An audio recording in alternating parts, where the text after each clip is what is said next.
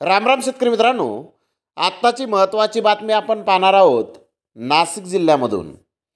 शेतातील पिकाचे नैसर्गिक संकटामुळे मोठ्या प्रमाणात नुकसान होत असते। त्यामुळे सरकारने 1 रुपयात पीक विमा योजना सुरू करत शेतकऱ्यांच्या पिकांना एक प्रकारे सुरक्षा कवच हे दिले आहे। मात्र यात काही शेतकऱ्याकडून बनवाबनवी केल्याचे समोर आले आहे। पीक लागवड नसताना त्या ठिकाणच्या क्षेत्रावर पीक विमा काढण्याचे समोर आले आहे। अशा बोगस विमा उतरवणाऱ्या शेतकऱ्यांचा विमा रद्द करण्यात येणार आहे। खरीप व रब्बी हंगामात पीक विमा योजना लागू करण्यात आली आहे।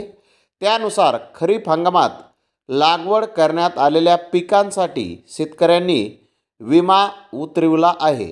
मात्र नाशिक जिल्ह्यात खरीप हंगामात शेतकऱ्यांनी पीक लागवड न करता पीक विमा उतरवल्याच्या निदर्शनास आले होते।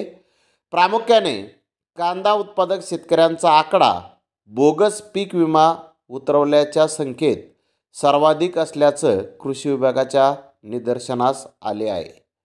नाशिक जिल्ह्यात कांदा उत्पादक शेतकऱ्यांचा आकडा सर्वाधिक मोठा आहे।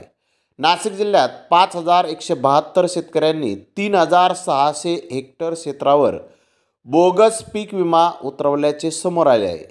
अर्थात कमी क्षेत्रावर लागवड झालेली नसल्याचा शेतकऱ्यांनी न कळवल्याने ही बाब समोर आली आहे। यामुळे कृषी विभागाकडून याची तपासणी करण्यास आता सुरुवात झाली आहे।